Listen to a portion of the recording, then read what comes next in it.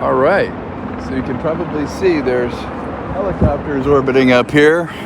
It is a absolutely huge strike here today. Supposedly talks will continue to at least resume with the writers side of it. I'm not so sure about the acting side, but I'm walking up. As I was coming up here, it's pretty amazing the level of cops and people. I'm walking up to the picket line right now at NBC Universal, which is on Lancashire, and it's starting to reach a bit of a boiling point, which is kind of interesting as this thing happens. And welcome to anybody in the chat. If you want to leave some comments or whatever, I'll have to probably address them later. I'll look as much as I can, but it's so bright and so noisy and crazy here that I'm not quite sure I'll be able to see them or respond to them, but I appreciate them. I'm just doing this to kind of document it and shine a light on this is what's happening in every job. The bottom line is the workers are not a liability at any company. People that create wealth for that company are important. If there is no one left to buy your products, to endorse your company, to spend money on what you make in any business, you're doing something wrong. And if the cost of doing business and the cost of the things you create becomes so difficult that no one can maintain it, then there's a problem. I know it's a very difficult job to be a CEO. I'm CEO of my own small little production company, which, don't make much money at it, but I know it's a lot of work. And creating wealth for stockholders is important in every business. But the problem is the ratio. When someone's decision making starts to have a tag where it's 20,000, 100 million, there's a difference.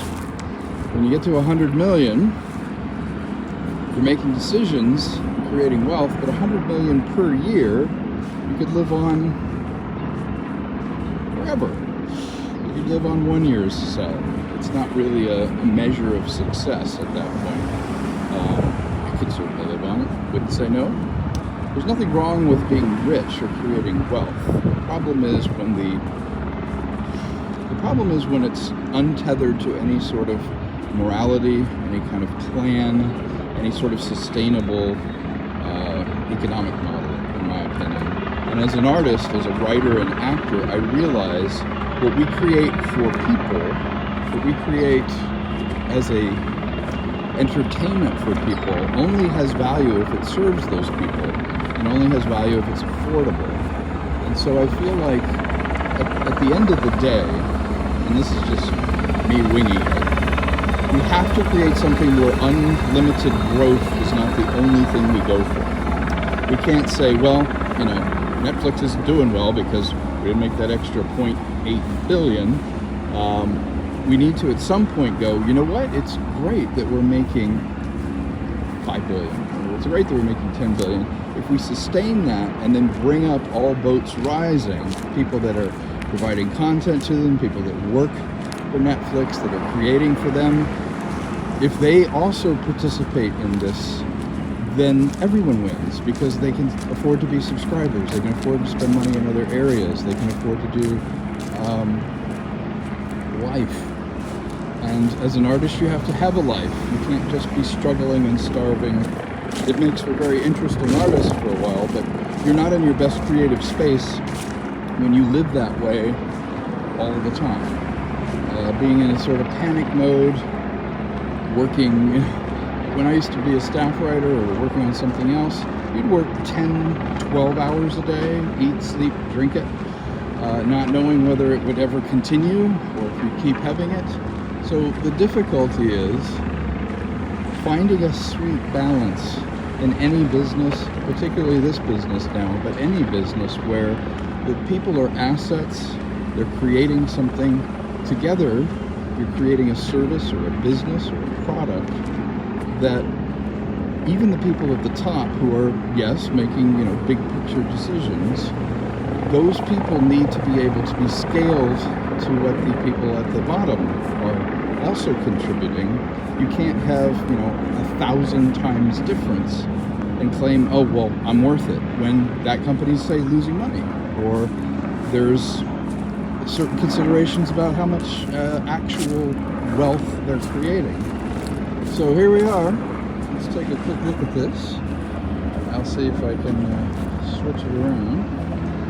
We're walking up, there's the helicopters and all the people at the gate at Universal doing their strike.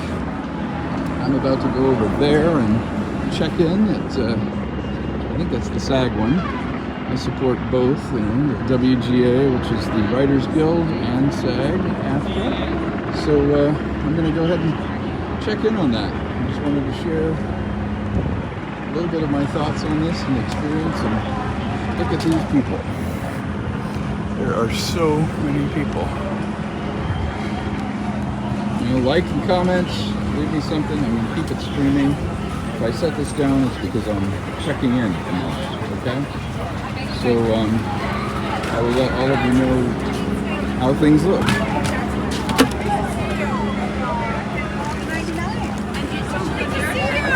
Derek, Francis. Hey, Francis, how you doing? Derek.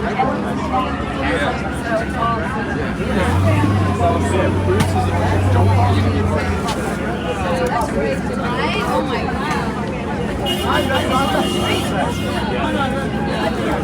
Nice. Remember check-in, sir? Yes. I can scan your card or digital card. Oh, hang on. Let me see if I can do that. Let's see. Now we're looking for assignment. Here's what it looks like, folks. Lots of cops. Lots of people. We're gonna head down there. I'm gonna grab a. If you know for a fact that you will be on another picket line in I'm the gonna grab that. That helps. They got a Okay, there we go. Look at this. This is the line. So there's lots of cops out, and there's tons of people.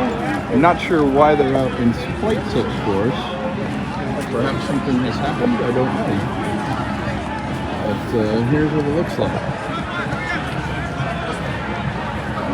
That looks like quite a line there. It's just a matter of gate regaining. Yeah, leave some comments, folks. Leave comments, questions, whatever you might want. I will look at them later. But it's crazy.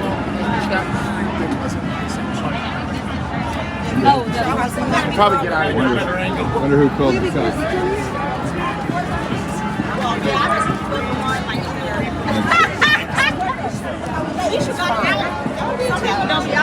All right, so it looks like there's the main sort of protest in the center.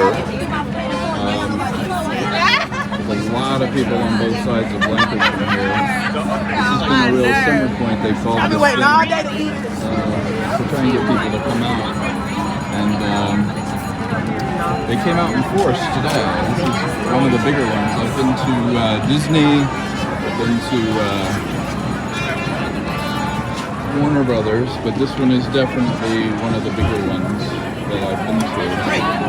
So you can see there's tons of people.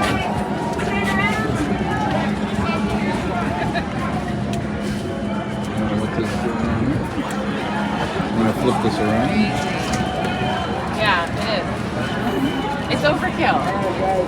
Like, why is the riot gear coming out?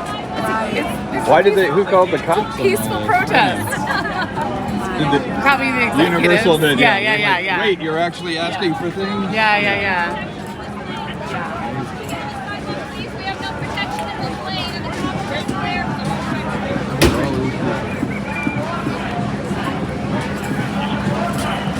They called them protesters. It's even more of a protest than that. It's crazy. I guess they're trying to turn people away and trying to get them to get off the street.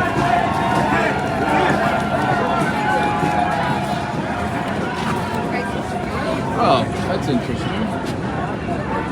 So they're trying to clear people out, I suppose. It's kind of crazy today. That's good. We gotta get our steps in. Wow. I can get a better view here from the side.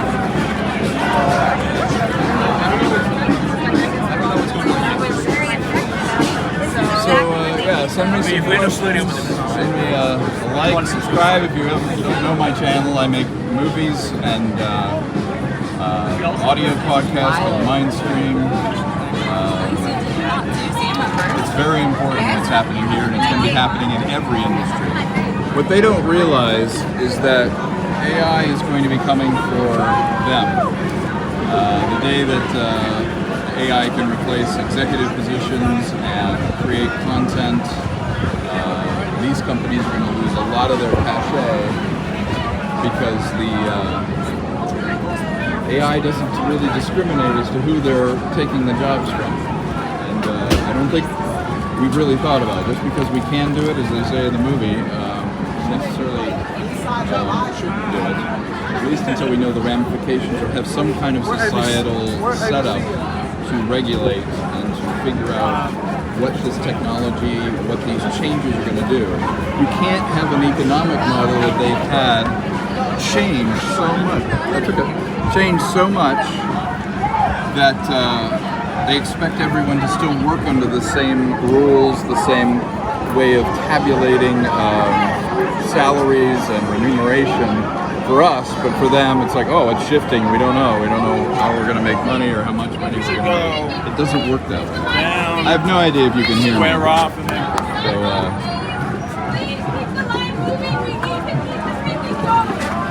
anyway, I wanted to share this with you. Thank you.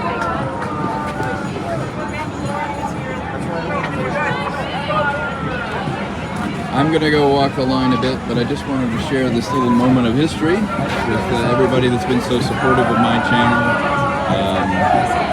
It's a really difficult time. You can't even get unemployment when you're on strike because they're like, hey, the work's there. The work isn't there.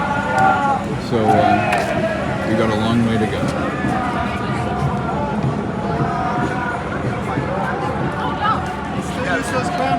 Have you met him through an audition? Let's go. I'm trying to get trampled.